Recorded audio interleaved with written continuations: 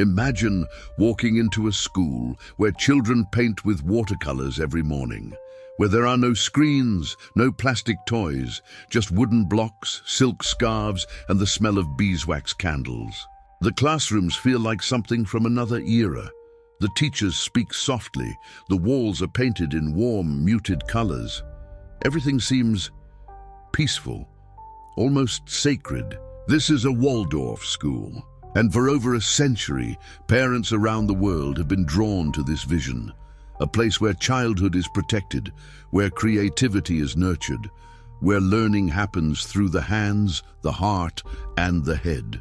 But what if I told you that behind these beautiful walls, there is a secret most parents never discover, a secret that traces back to a single man, a philosopher, an architect, a social reformer, and a self-proclaimed clairvoyant who believed he could read the memory of the universe itself. His name was Rudolf Steiner, and this is the story they don't want you to know. Rudolf Steiner was born in 1861 in what is now Croatia, then part of the Austro-Hungarian Empire.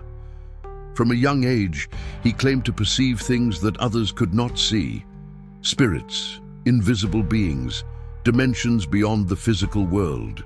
By the time he was a young man, Steiner had become deeply involved in the world of esoteric philosophy. He studied Goethe.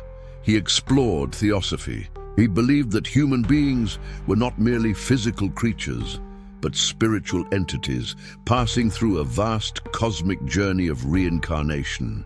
And then, in 1912, Steiner did something that would change the course of history for millions of children. He founded his own spiritual movement. He called it Anthroposophy, from the Greek words meaning wisdom of the human being. But this was no ordinary philosophy. Anthroposophy was built on Steiner's claim that he could access what he called the Akashic Records, a kind of cosmic memory bank containing the entire history of the universe. Through meditation and clairvoyant vision, Steiner said he could perceive events from the distant past, including the rise and fall of lost civilizations. Civilizations like Atlantis. Yes, Atlantis. Steiner taught that humanity once lived on the legendary continent of Atlantis, a place where people possessed extraordinary psychic powers. They could control the forces of nature through sheer will. They communicated telepathically. They lived in harmony with invisible beings, spirits of the elements, what Steiner called gnomes, sylphs, undines, and salamanders. But the Atlanteans grew corrupt. They misused their powers, and so the continent was destroyed, sunk beneath the ocean in a great cataclysm. According to Steiner, the survivors of Atlantis migrated to different parts of the world, and from them, the races of humanity were born. And here is where Steiner's vision takes a darker turn. Steiner believed that races were not equal. He taught that humanity evolves through a hierarchy of racial stages, and that some races had advanced further than others on the spiritual ladder. He wrote that black people had, in his words, an instinctual life, while white Europeans possessed a more developed intellectual and spiritual consciousness. He described a process by which souls could climb this racial ladder through reincarnation, being born into higher races if they had lived virtuously in previous lives. These were not fringe comments buried in obscure texts. These ideas were woven into the fabric of anthroposophy, and by extension, into the philosophy behind Waldorf education. And yet, when you walk into a Waldorf school today, you will almost never hear the word anthroposophy. You will not be told about karma or reincarnation or racial evolution. You will not be shown the lectures where Steiner described the spiritual significance of blonde hair and blue eyes. The question is, why? In 1919, Steiner was invited by the owner of the Waldorf Astoria cigarette factory in Stuttgart, Germany, to create a school for the children of his workers. This was the first Waldorf school, and it was built from the very beginning on anthroposophical principles. Steiner designed the curriculum himself. He trained the teachers.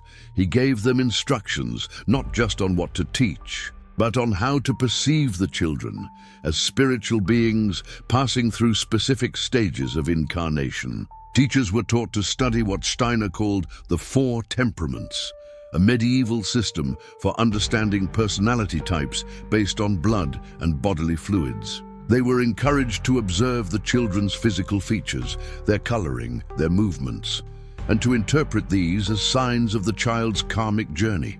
A child who struggled in school might be seen not as someone who needed extra help, but as a soul working through the consequences of a past life. A child born with a disability might be viewed as carrying a karmic burden, a spiritual lesson they had chosen before birth. And all of this was happening behind the scenes, in faculty meetings, in teacher training programs, in the quiet conversations that parents were never meant to hear. One of the most disturbing aspects of Waldorf education is what critics have called the culture of secrecy. A former director of Waldorf teacher training once admitted in a recorded lecture, "When we deny that Waldorf schools are giving children religious experiences, we are denying the whole basis of Waldorf education." He went on to say, "The time has come for us to stop pussyfooting around theories that will sound too strange if we tell parents what we are really doing." Let that sink in. A leader within the Waldorf movement, speaking to teachers, acknowledged that they were hiding the true nature of the education from the very parents who trusted them with their children. And this is not an isolated case. Former Waldorf students have described how, as children, they were told that gnomes and angels were real. They recited morning verses that were, in essence, prayers, though they were never called that. They practiced eurythmy, a form of movement created by Steiner and his wife, which was designed to connect the soul with spiritual forces. One parent recalled her daughter coming home and announcing that she had an angel on one shoulder and a devil on the other. The child had not learned this at home. She had learned it at school, absorbing the hidden spiritual framework without ever being told what it was. But perhaps nothing reveals the depth of this secrecy more than what happens when parents start asking questions. Across the world, there are stories of parents who began to sense that something was off. They noticed that the science curriculum seemed strange, that history was taught in ways that didn't match any textbook, that their children's art projects all looked eerily similar, as if creativity was being guided rather than encouraged. When they dug deeper, they discovered the source: Rudolf Steiner's so-called clairvoyant readings of the Akashic records. The history taught in Waldorf schools is not the history found in mainstream education. It is Steiner's history. A narrative that includes Atlantis, Lemuria, ancient root races, and a cosmic evolution spanning millions of years. The science is not conventional science. Steiner taught that the heart is not a pump, that there are 12 senses corresponding to the signs of the zodiac, that vaccines interfere with the soul's incarnation into the body. And when parents raised concerns, they were often met with dismissal, or worse, exclusion. Some families have described being pushed out of Waldorf communities for asking too many questions. Others have spoken of a subtle but persistent pressure to conform, to trust the teachers, to let go of their doubts, to believe that the school knew what was best for their child's spiritual development. Now, I want to be clear about something. Not every Waldorf school is the same. Not every teacher is a devoted anthroposophist. Many Waldorf educators are sincere, caring people who genuinely believe they are helping children.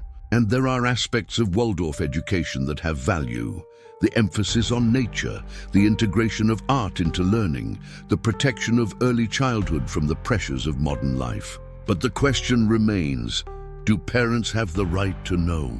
Do they have the right to know that the curriculum is based on the clairvoyant visions of a man who believed in racial hierarchies and lost continents? Do they have the right to know that their child's teacher may be interpreting their struggles through the lens of karma and past lives? Do they have the right to make an informed choice? The critics of Waldorf education say yes.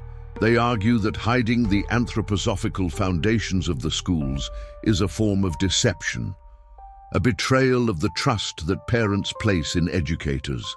And they point to the growing number of families who have left Waldorf schools feeling confused, hurt, and disillusioned. Families who wish they had been told the truth from the beginning. Rudolf Steiner died in 1925, just 6 years after founding the first Waldorf school. But his legacy has grown far beyond anything he could have imagined. Today, there are over 1,200 Waldorf schools in more than 75 countries. There are Waldorf-inspired charter schools, homeschool curricula, and teacher training programs around the world. And at the heart of it all, there is still Anthroposophy. The question is not whether Steiner's ideas were right or wrong. The question is whether parents deserve to know what those ideas are before they hand over their children. Because a child's education is not just about learning to read and write.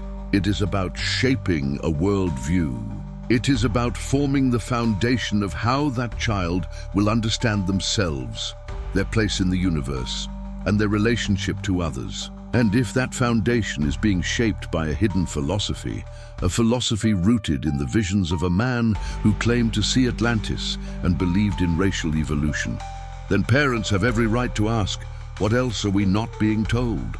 There is a moment in every parent's life when they must make a choice about who will teach their child, who will shape their mind, who will influence their soul. That choice should be made with open eyes. It should be made with full knowledge of what a school believes, not just what it advertises. Because the most dangerous secrets are not the ones that are hidden in darkness. They are the ones that hide in plain sight, wrapped in beauty, disguised as innocence, waiting to be discovered only when it is too late. Rudolf Steiner built an empire on his visions. He believed he was offering humanity a path to spiritual awakening.